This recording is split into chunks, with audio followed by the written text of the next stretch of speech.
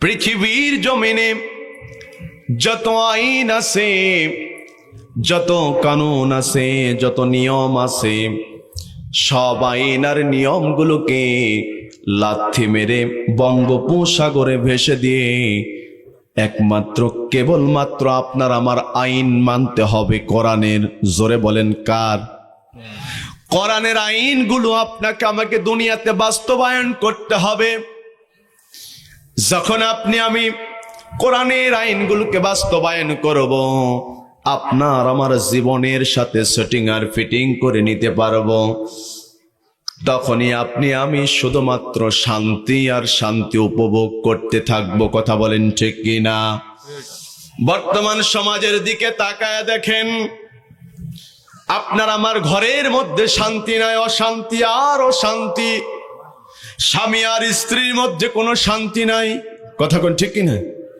স্বামী আর স্ত্রীর মধ্যে কোনো শান্তি নাই, কোনো মিল মহব্বত নাই। ছেলে বাবার সঙ্গে মিল মহব্বত নাই, অশান্তির মধ্যে। কথা বলেন ঠিক কিনা? পৃথিবীর মানুষগুলো বিভিন্ন রকমের বিভিন্ন সমস্যায় তারা পড়ে আছে, সারাটা জীবন অশান্তির মধ্যে আছে। গোটা পৃথিবীর মানুষগুলো অশান্তির আগুনে দাউ দাউ করে জ্বলতেছে। একটা মাত্র কারণ, সেটা হচ্ছে কোরআনুল কারীমের ছায়া থেকে তারা অনেক দূরে সরে। কথা কন ঠিক কিনা?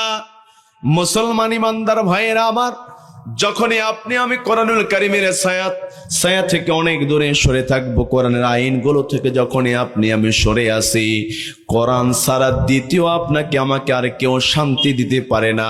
কোরআনের আইন ছাড়া আপনাকে আমাকে আর কেউ শান্তি দিতে পারে? জোরে বলেন পারে? পারে না। একমাত্র শান্তি যদি আপনাকে আমাকে দিতে হয়, শান্তি একমাত্র কোরআন ছাড়া আর কেউ আপনাকে আমাকে দিতে পারবে না। পৃথিবীর টাকা, পৃথিবীর পয়সা, পৃথিবীর ধন সম্পদ আপনাকে আমাকে শান্তি দিতে পারে না। কেবলমাত্র শুধুমাত্র একমাত্র কোরআনটাই আপনাকে আমাকে শান্তি দেবে। কথা বলেন ঠিক কিনা?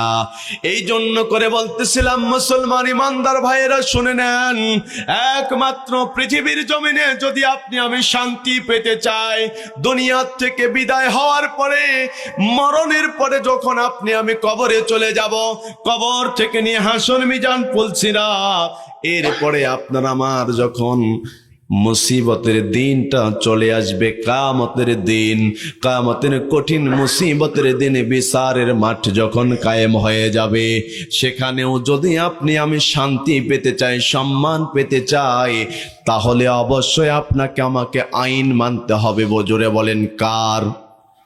জোরে বলেন কার? এই কোরআনুল কারীমের মধ্যে আল্লাহ রাব্বুল আলামিন